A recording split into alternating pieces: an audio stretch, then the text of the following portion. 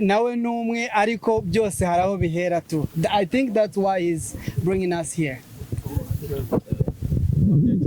Gutumirwa na Platinum mwahanganye muri Dream Boys akagutumira mu gitaramo none agatumira Urban Boys.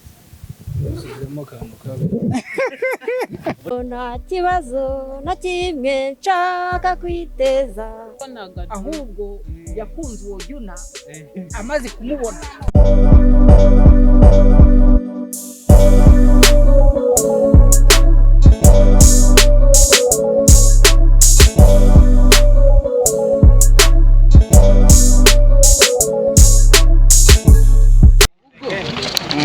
Ugarutse utumiwe mu gitaramo cya Urban Boys ariko noneho uje umwe Cya baba witwe.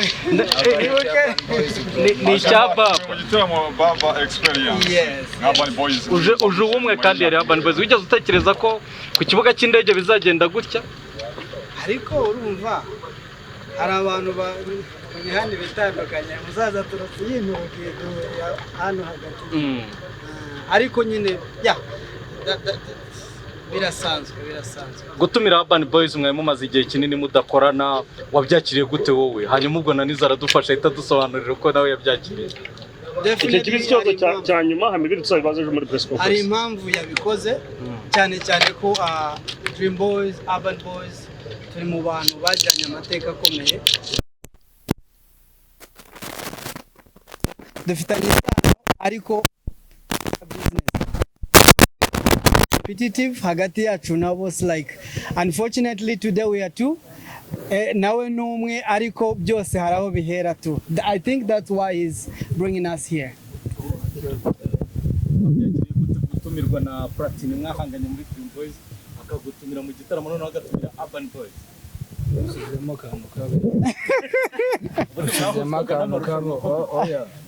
akantu kabi ko kuvuga guhangana. Yo hazamo guhangana ntago yari kudutumira. Biriya ni ibya music, ni game ya music. So iyo hazamo kuba arihangana n'urwango ntago yari kudutumira. Narabyishimiye muri rusange, nta n'utanabyishimira. Ahubwo njye ndi kubwira abanyarwanda bazahagere kuri uwo munsi n'ibindi bitegurwa muri no minsi by'ibasigaye nk'umunsi. Bagende babikurikirana ibyo ari byo byose.